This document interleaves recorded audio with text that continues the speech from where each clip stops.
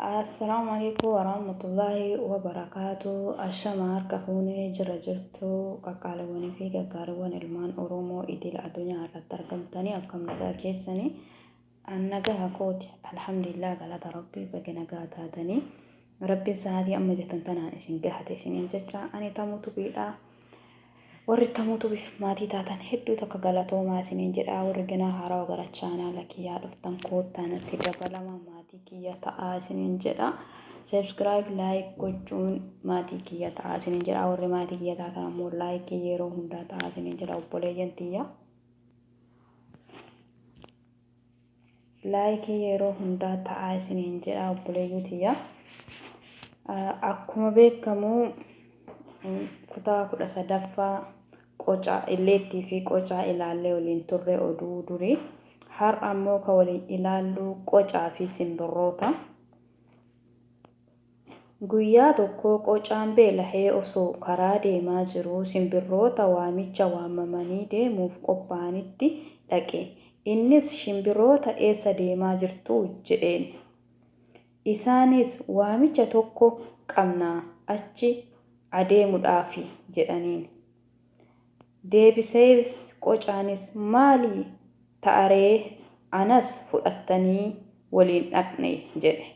Simbirroonnis maal rakkoo hin jiru koochoo tokko tokko siif kennina jedhaniin. Koochoo tokko tokko kennanii fi osoo balali'aa jiranuu maqaan kee eenyudha jedhanii gaafatan. Innis maqaan koo hundumaadha. Hunduma keessanii jedhee deebiseef. Erga beekanii waamicha gahanii booda ani waan dubbii beekuuf isiniifan dubbadha jedheen.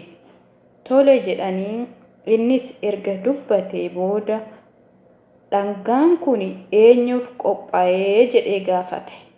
Isaanis hunduma keessaniifi jedhaniin.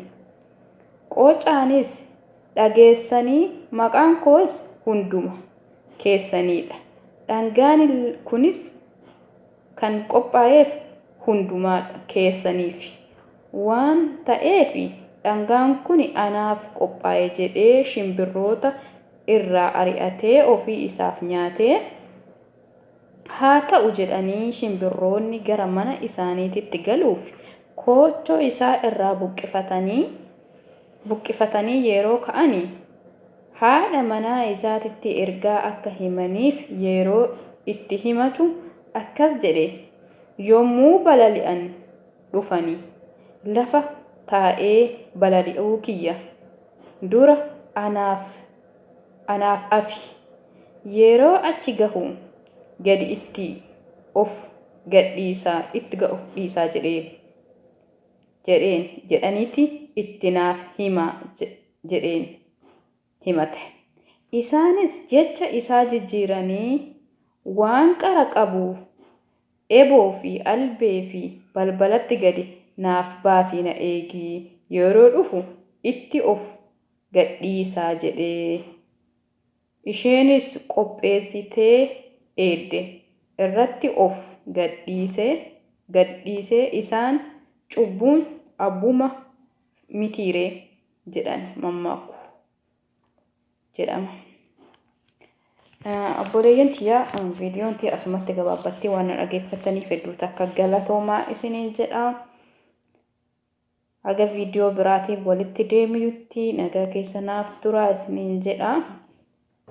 Akkuma beekamu cubbuu yookiin gidiraa waan abbaan dalagate abbaaf ilmaanis haa ta'uu ilmoonis haa ta'uu mataa abbaatiinis haa ta'uu namaaf deebisa rabbi jechuudha.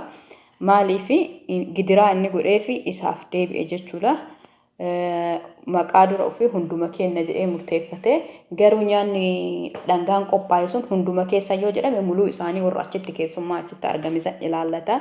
Inni mataa ofii bichaa fudhatee of jaalachuurra ofii bichaa godhatee nyaate waan ta'eef waanuma facaafatan haamatanii ka jedhan san waanuma ofii dalagatan argatanii waan ofii dalagate argate ka inni balbalatti wanni naa qopheessaa jedheetiin jedhe isaanis irraa jijjiiranii eboo fi albee fi jedhanii kanneen qopheessanii fi afaan afi jedhee garuu inni afaan hin afnee fi isaan sibiila waan isa waraanu waan qara qabu akka qopheessanii haadha manaa isaa ajajanii haadha manaatis akkasuma ajaja san fudhattee gootee fi garuu afaasanii miti inni eeboo san irratti of diree yookiin sibiila san irra of diree lubbuu isaa baasee lubbuu isaatiif dhabame odoo nama balleessina jedhan ta'ufiitii badan jechuudha.